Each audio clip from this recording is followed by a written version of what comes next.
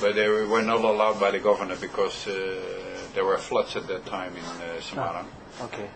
But they know, and when I asked them, are you interested to meet Professor Huub Reinaerts, Wageningen University, I also proposed a meeting with the Dean of the Faculty of Engineering of UNDIP, and he's very interested in establishing a scientific cooperation with Wageningen University, also on these issues. I have arranged 2 interns to work on these problems, one on the governance issues and one on the technical issues. So that's how, and we are also doing now a kind of side project from Building with Nature and ET to make a roadmap on how to stop land subsidence. So that is a project that we need to involve the province, because they are the ones that need to act and to take measures to create an enabling environment for industries to invest and to stop using groundwater and to invest in water treatment technology. So I would say that water's leverage is one of the part of the Deltares in working with different sectors, different level. Yeah. Especially institutional capacity building. Yeah, also there. I give the example because we are now actually capacitating the province on the water-related issues of industries and trying to involve them in the acceptance of the ideas of water as leverage, which is not our task, but which happens to be part of another task of another project which is very related to water as a leverage, which is the Building with Nature project. So that's where we take our role, and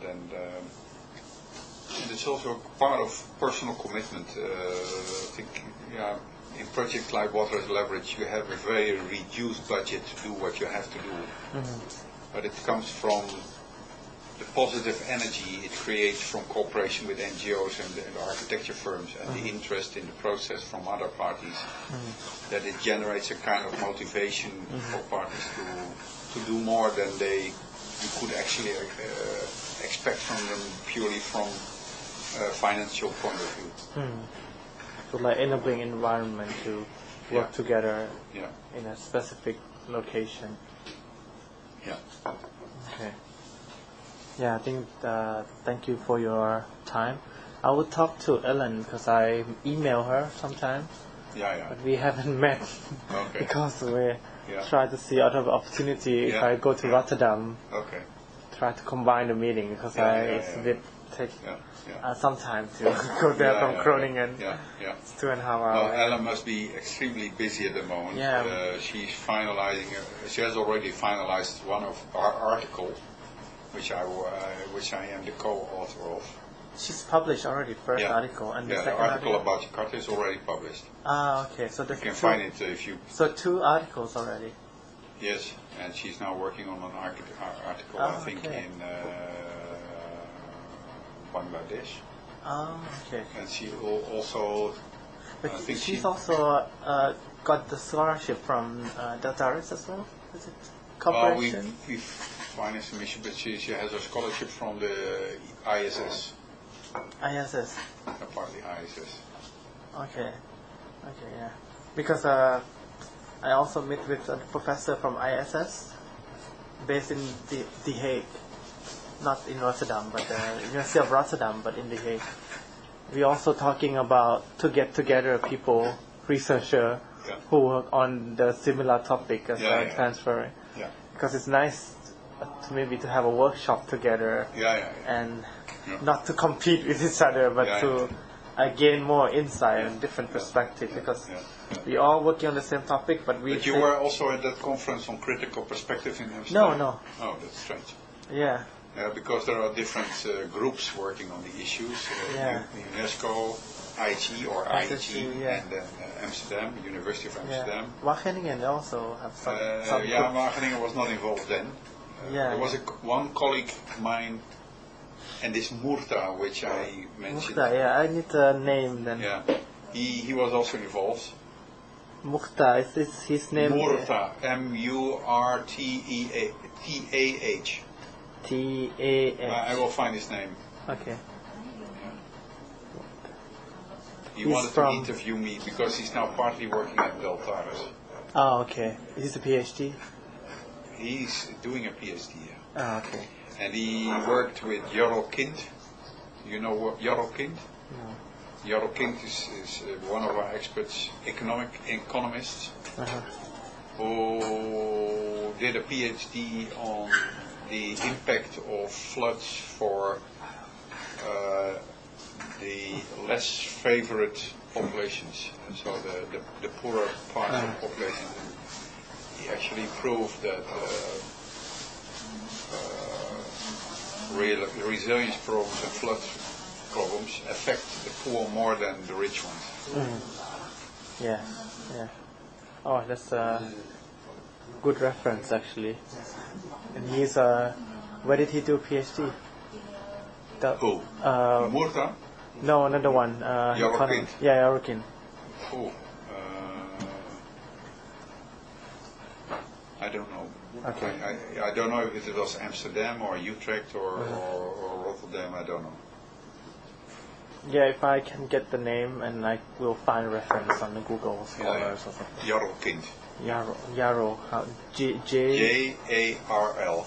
Kind. K-I-N-D. J-A-R-L. R-L. Yeah. N. K. K-I-N-D. I-N-D. Okay. Jarl.kind.deltares.nl. At the deltares.nl, yeah. You will find him. Yeah, there are quite some people who are working on the topic, but from different perspectives. I think it's nice to share because we are interested how knowledge is being implemented in practice. And my research is about how these collaboration, like 100 RC, Water's Leverage, how to bring city and how can we learn the process and actually benefit. The 100 Resilient City might have to stop because I read something that the Rockefeller Foundation is withdrawing its finance for Resilient City. Oh, okay. So it might have to stop. I don't know, but I read some story about that. Where did you read it about? For internal meeting or? No, I read it in the newspaper. Newspaper? Yeah. Huh. I have to find that. That's Because Bangkok, I started with Bangkok. Bangkok is also 100 RC, and Semarang case is kind of bring together. Well, I read it in actually the one resilient WhatsApp group of our water leverage construction. Let me see.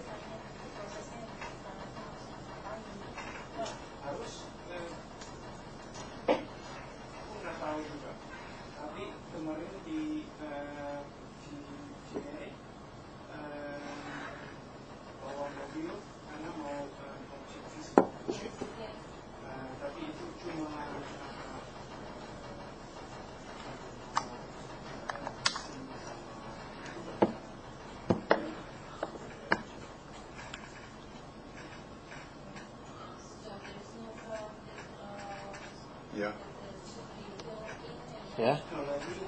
The news website or something? Bloomberg.com. Okay, Bloomberg. Rockefeller's climate resilience program said to be in jeopardy. Oh. Charitable Foundation expected to end 100 resilient cities. Oh, that's a big news. 28th of March. Very recent news. Oh. Okay, I will look it up. Thank you for pointing it out. Yeah.